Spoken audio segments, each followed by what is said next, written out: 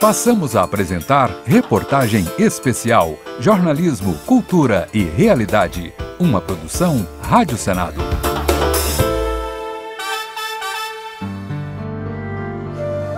Há exatos 150 anos, em dezembro de 1864, o ditador Francisco Solano Lopes ordenou que as tropas paraguaias invadissem a província de Mato Grosso e atacassem as cidades brasileiras da fronteira. Começava ali o maior conflito armado jamais visto na América Latina, a Guerra do Paraguai. De um lado isolado ficou o Paraguai, do outro lado, o Brasil, a Argentina e o Uruguai, unidos na chamada Tríplice Aliança. O conflito se estendeu por longos 5 anos. O Paraguai foi o grande derrotado. O país chegou a 1870 em ruínas e os paraguaios sentem até hoje os efeitos do traumático conflito. Viaje na história com a Rádio Senado. Começa agora a reportagem especial Guerra do Paraguai, os 150 anos do maior conflito da América Latina.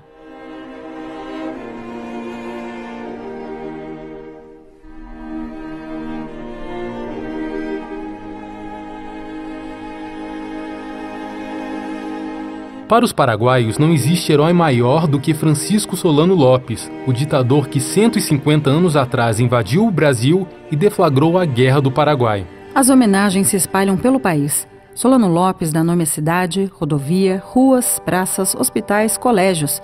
A principal via de Assunção é a Avenida Marechal Lopes.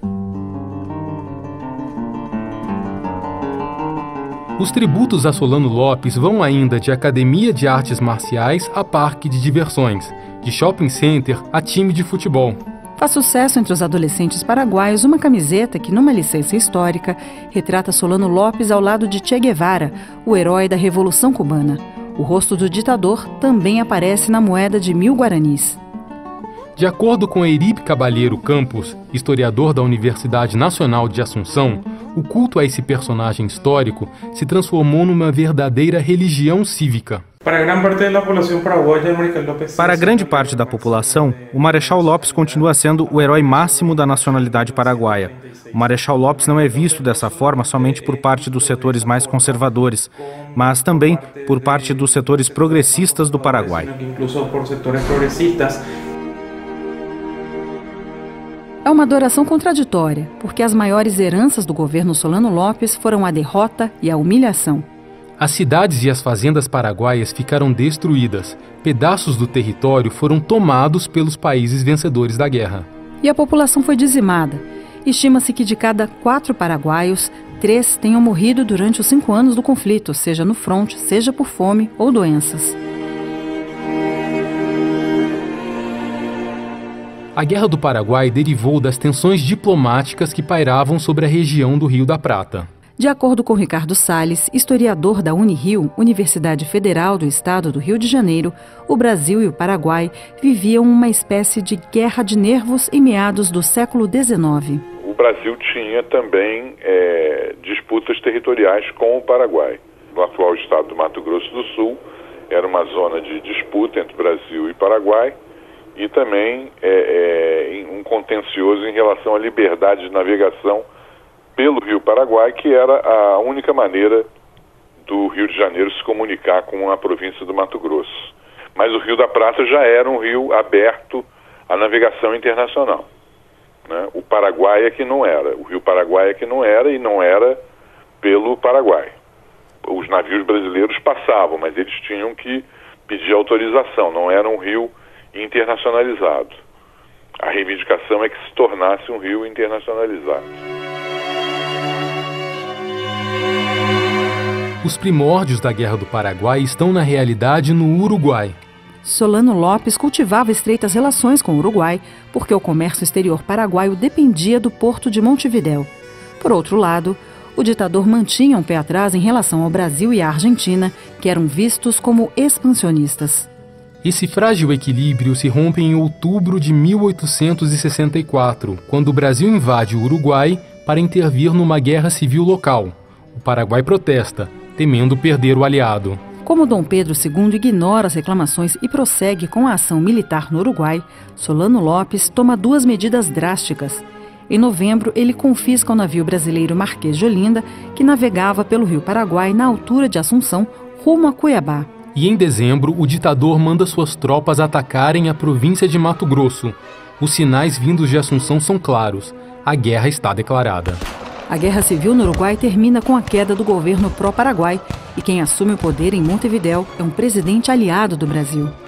A Argentina se vê envolvida no conflito em abril de 1865, depois que tropas paraguaias invadem a província de Corrientes. Em maio, Brasil, Argentina e Uruguai se associam e formam a Tríplice Aliança. O intuito é derrubar Francisco Solano Lopes do poder. O ditador chega a obter vitórias no início da guerra, mas logo passa a colecionar derrotas. Suas tropas são liquidadas uma após a outra e ele se vê obrigado a convocar até crianças e velhos às armas. O país, que no começo atacava, agora no máximo busca frear o avanço dos inimigos sobre seu território. De acordo com o historiador Ricardo Salles, Solano Lopes foi vítima de uma sucessão de erros que ele próprio cometeu. O pior deles foi lançar-se à guerra sem ter montado uma força militar superior à dos inimigos. E ele superestimou o poderio do exército paraguaio. O Paraguai, ele conseguia mobilizar muita gente, a população do Paraguai era mais concentrada, o governo paraguaio tinha mais meios de mobilização da população, a população acolheu muito mais o chamado para a guerra, mostrou uma extrema dedicação, valentia, tudo isso na guerra, mas o exército paraguaio era um exército mal equipado, mal comandado. O Paraguai não tinha nenhum tipo de comando militar profissional. Os comandantes paraguaios eram muito limitados. O armamento paraguaio era muito inferior, os suprimentos, tudo isso era muito... A chance dele ganhar a guerra com o Brasil era muito pequena. Outro problema resultava da própria condição de Solano Lopes, um verdadeiro déspota. O historiador paraguaio Eríbe Caballero Campos explica. Pero era um homem que não estava disposto a aceitar críticas e, obviamente, durante o... Ele era um homem que não estava disposto a aceitar críticas. Durante a guerra contra a Tríplice Aliança, essa falta de autocrítica e essa falta de escutar seus oficiais, porque os oficiais obviamente não estavam em condições de questionar o presidente, tudo isso fez com que ele cometesse muitos erros. Na etapa final da guerra, já desesperado, Lopes atuou com bastante arbitrariedade. Ele viu conspirações que, em muitos casos, não existiam e executou muitos paraguaios. Se executou muita gente.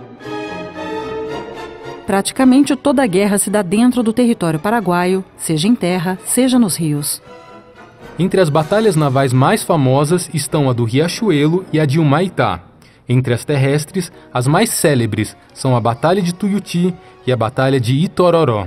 Francisco Doratioto, historiador da Universidade de Brasília e autor do livro Maldita Guerra, concorda que o ditador paraguaio não foi nada habilidoso na condução da guerra.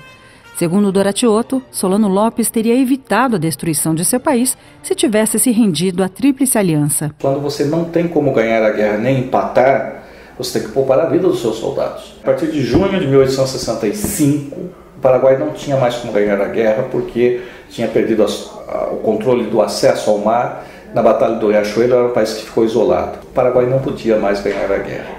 Mas podia não perder, podia ter uma solução negociada, etc. e tal, desde que ele saísse do poder, que era o que o Tratado da Tríplice Aliança estabelecia. Que a guerra era contra o Solano Lopes e continuaria enquanto ele estivesse no poder. Só terminaria com a saída dele do poder. Só que ele se via como retrato do Paraguai, ele se via como o Paraguai encarnado. Né? Então ele não se via renunciando. Ele era um ditador e os ditadores são todos iguais. Em janeiro de 1869, as tropas brasileiras ocupam Assunção, mas a guerra só acaba em março de 1870, quando Solano Lopes é descoberto nas montanhas do norte do Paraguai e morto na derradeira Batalha de Cerro Corá.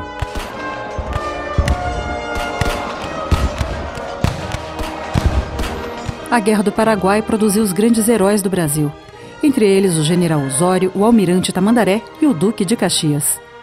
O Duque de Caxias era senador vitalício pelo Partido Conservador. Em 1870, depois que a guerra terminou, ele subiu à tribuna do Senado para fazer uma prestação de contas de seu trabalho como comandante das forças brasileiras no Paraguai. Na realidade, foi mais uma resposta às inúmeras acusações que haviam sido feitas pelos senadores do Partido Liberal durante os anos em que o Duque de Caxias esteve na guerra. Os adversários criticavam, por exemplo, a lentidão com que os soldados tomaram a fortaleza de Humaitá e ocuparam Assunção. O senador Caxias respondeu: Não há nada mais fácil do que criticar operações e indicar planos mais vantajosos depois de os fatos estarem consumados, de longe e com sangue frio. Mas o mesmo não acontece a quem se acha no teatro das operações, caminhando nas trevas, em um país inteiramente desconhecido e inçado de dificuldades naturais. No pronunciamento, Caxias lembrou que não existiam mapas do Paraguai, nem pessoas de confiança que conhecessem os acidentes geográficos do país e pudessem guiar as tropas brasileiras. É preciso que os nobres senadores se convençam de que a guerra do Paraguai, desde o seu começo, foi feito às apalpadelas. Só se conhecia o terreno que se pisava. Era preciso ir fazendo reconhecimentos e explorações para poder dar um passo. Caxias foi chamado para os campos de batalha com a guerra já em andamento. O Império do Brasil recorreu a ele porque o comando anterior dava mostras de que não conseguiria vencer Solano Lopes. Naquele discurso no Senado, Caxias disse que encontrou as tropas brasileiras num estado lamentável. Elas estavam divididas em 2 agrupamentos completamente independentes, inclusive com soldos, critérios de promoção e uniformes próprios. Pareciam pertencer a países diferentes. Com a guerra em curso, Caxias fez uma verdadeira reforma no exército. Como reconhecimento, ganhou do imperador Dom Pedro II o cobiçado título de duque. Quando partiu para a guerra, Caxias era apenas marquês. Terminada a guerra, o Paraguai ainda ficou 6 anos ocupado pelas forças brasileiras. Apesar de o Brasil e a Argentina terem sido aliados, um nunca deixou de desconfiar do outro. Com a ocupação pós-guerra, Dom Pedro II queria evitar que o Paraguai, completamente arruinado, acabasse sendo anexado pela Argentina. A Guerra do Paraguai também teve consequências drásticas para os rumos do Brasil. O conflito foi decisivo para a proclamação da República, que ocorreria 2 décadas mais tarde. Em primeiro lugar, por causa dos escravos. Milhares de negros haviam sido recrutados para reforçar o exército imperial. E o papel de destaque que eles tiveram acelerou o fim da escravidão. Mas a abolição contrariou interesses. Os maiores prejudicados foram os barões do café, que reagiram retirando a sustentação que davam a Dom Pedro. Em segundo lugar, por causa dos militares. O historiador americano Thomas Wigham, da Universidade da Geórgia, lembra que antes da Guerra do Paraguai, o exército brasileiro era inexpressivo. Porque antes da guerra, o imperador e o claque imperial que tinha... Antes da guerra, o imperador tinha medo de reforçar as forças armadas. Ele sabia que na Argentina, na Venezuela e em outros lugares, a instrução militar tinha provocado mais dificuldades do que proteção da pátria. Por isso, ele sempre manteve o orçamento muito baixo.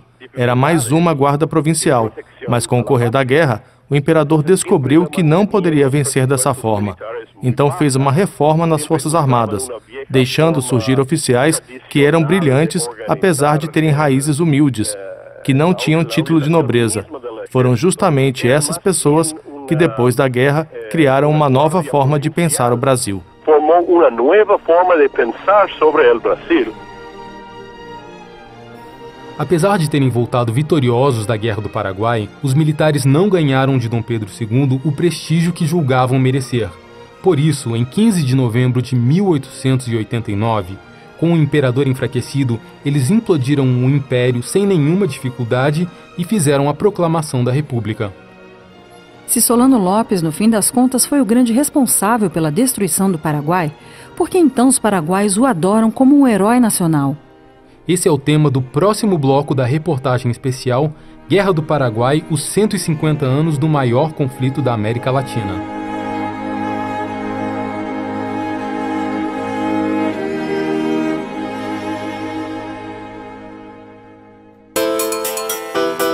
Estamos apresentando reportagem especial, jornalismo, cultura e realidade.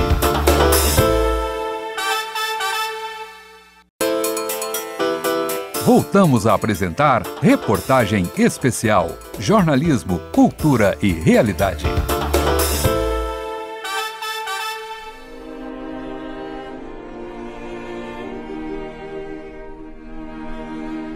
Entre os paraguaios, a Guerra do Paraguai tem outro nome. No país vizinho, o conflito é chamado de Guerra Grande ou de Guerra contra a Tríplice Aliança. E Francisco Solano Lopes, o ditador que arrastou seu país para essa guerra catastrófica, é cultuado como herói nacional.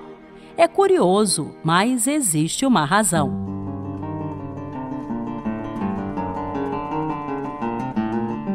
Encerrada a Guerra do Paraguai em 1870, a lembrança que os paraguaios traumatizados guardaram de Solano Lopes foi a do déspota que conduziu o país à destruição. A imagem oposta de herói seria idealizada décadas mais tarde pelos ditadores militares que se sucederam em Assunção ao longo do século XX. Francisco Solano Lopes passou a ser visto como um bravo líder que lutou por anos para defender os compatriotas dos inimigos externos e no final deu a própria vida em sacrifício. Em 1936, a ditadura do coronel Rafael Franco inaugurou em Assunção o Panteão Nacional dos Heróis, para onde foram levados os restos mortais de Solano Lopes. É onde os paraguaios até hoje se reúnem sempre que querem festejar algum acontecimento importante, como uma vitória da seleção de futebol. Em 1978, o general Alfredo Stroessner patrocinou as filmagens de Cerro Corá, a maior produção cinematográfica já feita no Paraguai, que cristaliza essa imagem de mártir. Na cena final, Solano Lopes diz que prefere morrer pela pátria a entregar-se aos soldados brasileiros. O filme é exibido ainda hoje na TV e nos cinemas do Paraguai. Durante a ditadura de Stroessner, a visão de herói nacional passou a ser a história oficial do Paraguai. O historiador Francisco Doratioto explica. Essa imagem entrou no imaginário popular porque, como eu falei, durante os 50 anos, 40 anos de ditadura, de 45, de ditadura do Stroessner, gerações de estudantes paraguaios foram ensinados assim. Houve uma ideologia oficial de Estado. Professores que falavam criticamente de Solano Lopes eram perseguidos e até exilados, tiveram que ir embora do Paraguai. Quer dizer, então sobrou pouca liberdade acadêmica, pouca liberdade intelectual para um debate. Mas qual era o interesse de Stroessner em santificar Solano Lopes? Doratioto responde que era a ditadura moderna buscando se legitimar por meio da ditadura do passado. Stroessner se apresentava como a continuidade da luta de Solano Lopes pela soberania do Paraguai. Essa mesma visão romantizada chegou ao Brasil nos anos 60. Argumentava-se que a guerra tinha sido tramada pela Inglaterra, que supostamente não estava gostando de ver o Paraguai se industrializar sem depender dos produtos de fabricação inglesa. A Tríplice Aliança teria sido usada como marionete de Londres. A versão foi ensinada nas escolas brasileiras até os anos 90, quando os historiadores finalmente se deram conta de que ela não passava de ficção. Primeiro, o Paraguai não tinha nenhuma indústria relevante. Depois, se a Inglaterra queria transformar o país no mercado consumidor, não fazia sentido incentivar uma guerra que dizimaria a população. Por fim, as relações entre o Brasil e a Inglaterra estavam rompidas quando a guerra estourou por causa de um incidente diplomático que ficou conhecido como Questão Christie.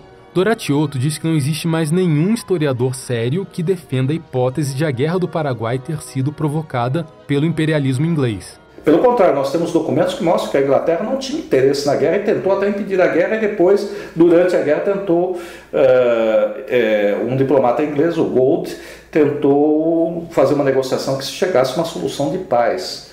Porque a Inglaterra era um país de comerciantes, ele vendia. Para um país de comerciantes, a guerra é um mau negócio. Hoje se entende que essa interpretação distorcida era, na realidade, uma forma sutil de atacar a ditadura militar que, apoiada pelos Estados Unidos, governou o Brasil de 1964 a 1985. Por um lado, atacava-se o imperialismo, tanto o inglês quanto o americano. Por outro lado, criticavam-se os militares, tanto os que destroçaram o Paraguai, quanto os que tomaram o poder no golpe de 64. O Paraguai se tornou um país democrático em 1989 com a queda de Stroessner. Mesmo assim, o culto a Solano Lopes permanece até os dias atuais. Apenas a falta de liberdade acadêmica durante as 4 décadas de Stroessner não é suficiente para explicar. Há outra razão forte. Segundo o historiador Eríbe Caballero Campos, os horrores do conflito estão até hoje presentes na memória dos paraguaios, como uma ferida não cicatrizada. O tema da Guerra da Tríplice Aliança, por quê? Porque está em nossas memórias, está em nossas calles, está em nossas... A Guerra da Tríplice Aliança está em nossa memória, está em nossas ruas, está em nossas praças, está no nosso calendário cívico anual e também, obviamente, está na memória coletiva das pessoas, das famílias que contam, dos povoados que lembram os tempos da guerra. Para qualquer sociedade, perder 3/4 da população é sumamente doloroso. Além de tudo, ao terminar a guerra, o país continuou ocupado pelas forças brasileiras por quase 7 anos.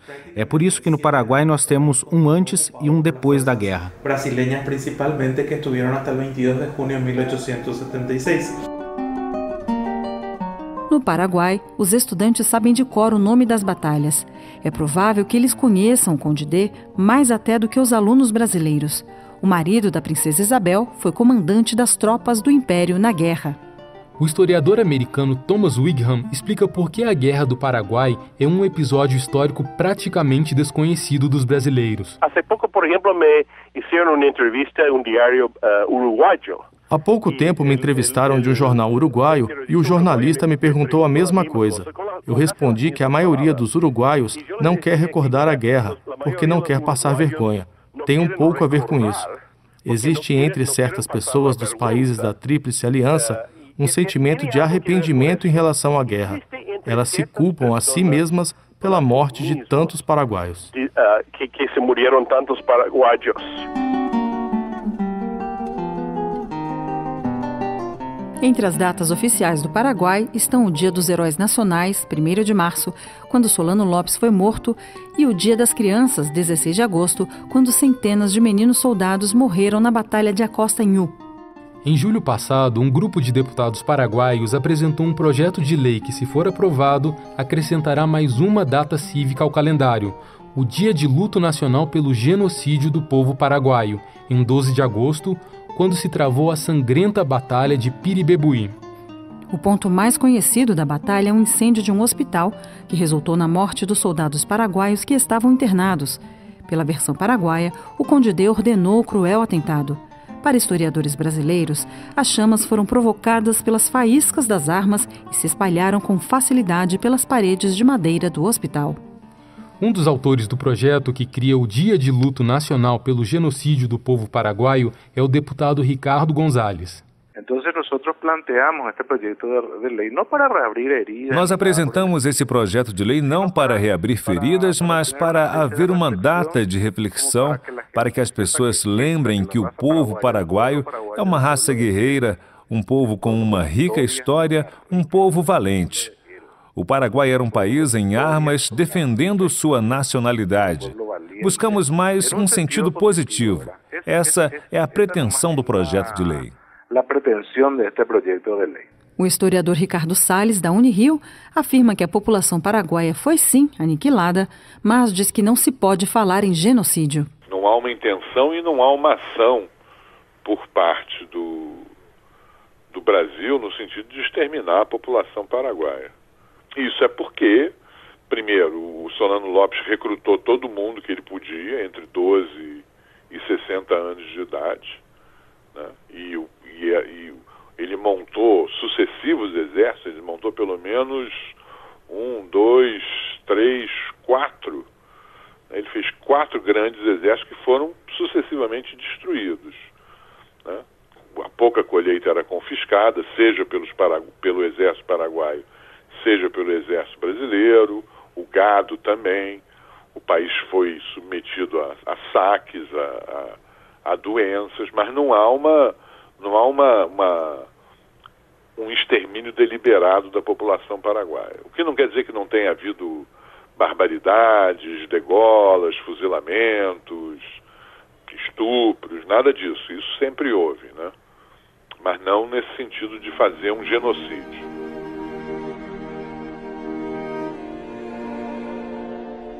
Um dos descendentes de Francisco Solano Lopes ocupa hoje um posto de destaque na diplomacia paraguaia. Trata-se do bisneto Miguel Solano Lopes, embaixador do Paraguai em Londres. Ele fez questão de frisar que falava como descendente de Solano Lopes e não como funcionário do governo paraguaio. De acordo com Miguel Solano Lopes, as feridas que ainda persistem no Paraguai somente serão cicatrizadas quando o Brasil devolver um canhão que foi levado como troféu de guerra e atualmente está exposto no Museu Histórico Nacional, no Rio de Janeiro. O Paraguai deseja que, de todos os troféus de guerra em poder do Brasil, seja devolvido aquele que é o mais querido pelos paraguaios, que é o canhão cristão. Trata-se do canhão que foi feito com metal dos sinos das igrejas, porque naquela época o Paraguai estava isolado e não tinha outro metal. O Brasil alega motivos de segurança para não devolver o canhão. Qual segurança nacional? Essa é a pergunta. Qual segurança nacional? Essa é a pergunta. Que segurança nacional? O bisneto de Solano Lopes diz que o Uruguai e a Argentina já fizeram gestos importantes de reconciliação. O Uruguai ergueu uma estátua do mandatário paraguaio em Montevidéu. E a Argentina, recentemente, batizou um batalhão do Exército com o nome de Marechal Francisco Solano Lopes. No lado brasileiro, a única tentativa de ressarcimento moral que minha memória lembra foi a devolução da espada que Francisco Solano Lopes tinha na mão no momento de sua morte. Isto ocorreu durante a presidência do general João Batista de Figueiredo, que a devolveu pessoalmente. Mas o Brasil só devolveu a espada, não devolveu os outros troféus de guerra. Não ha devuelto outros troféus. O Ministério das Relações Exteriores do Brasil informou que não há negociação em curso, nem pedido oficial de devolução por parte do governo do Paraguai. Miguel Solano Lopes diz que o Paraguai até hoje não se recuperou da guerra e faz uma comparação entre a Guerra do Paraguai e a Segunda Guerra Mundial, que terminou com a Alemanha e o Japão derrotados. O ressurgimento da Alemanha não tardou mais de 25 anos. O ressurgimento da Alemanha não levou mais do que 25 anos. O ressurgimento do Japão, a mesma coisa. A guerra terminou em 1945 e em 1964 o Japão inaugurava seu primeiro trem-bala e realizava as Olimpíadas de Tóquio. Os aliados da Segunda Guerra fizeram um esforço para recuperar as nações vencidas. No caso do Paraguai, mesmo tendo passado-se 150 anos, isto não aconteceu. Os gestos de aproximação têm de vir da parte do Brasil, que foi o vencedor da guerra, e não da parte do Paraguai, que foi o derrotado. Porque o Paraguai foi o país vencido. Para o historiador Francisco Doratioto, não há equívoco maior do que considerar Francisco Solano Lopes um herói. Ele era um ditador e os ditadores são todos iguais, independente da época e independente da ideologia. Eles se acham sempre certos, eles se acham acima do bem e do mal e eles acham que o país tem que ser sacrificado por eles. Seja Hitler, seja Stalin, seja quem for, e seja Solano Lopes. Então, e ele sacrificou o país por ele. Então, quer dizer, esse não é o herói nacional paraguaio. O Paraguai não vê em Solano Lopes aquele sujeito que morreu, é verdade, e sacrificou inutilmente o país com ele, quando podia ter parado a guerra antes. Podia não ter começado, podia ter parado. Na avaliação de Doratioto, o grande personagem da Guerra do Paraguai é o povo paraguaio. Este, sim, o verdadeiro herói nacional. Os paraguaios foram extremamente corajosos e valentes. Quer dizer, o grande herói da Guerra do Paraguai é o paraguaio, não é o Solano Lopes. Essas pessoas, o soldado paraguaio lutou bravamente, porque para ficar 5 anos numa guerra, eles acreditavam no que estavam fazendo, eles acreditavam verdadeiramente que a independência do Paraguai estava sendo ameaçada por Argentina e Brasil. E que se eles perdessem a guerra, o Paraguai deixava de existir como país. Então, efetivamente, os paraguaios foram heróicos, lutaram bravamente e pagaram um alto preço. Você ouviu a reportagem especial Guerra do Paraguai, os 150 anos do maior conflito da América Latina. Apresentação Ricardo Estin e Rita Zumba. Reportagem Ricardo Estin. Locução: Olívio Calabria, Renato Coelho, Jefferson Dalmoro, Maurício Desante, Carlos Pena Brescianini e Marluce Ribeiro. Edição: Jefferson Dalmoro. Técnica de áudio: André Menezes. Diretor da Rádio Senado: Ivan Godoy. Direção da Secretaria Especial de Comunicação Social, Davi Emerick. Você pode acessar este programa pela internet www.senado.gov.br/rádio.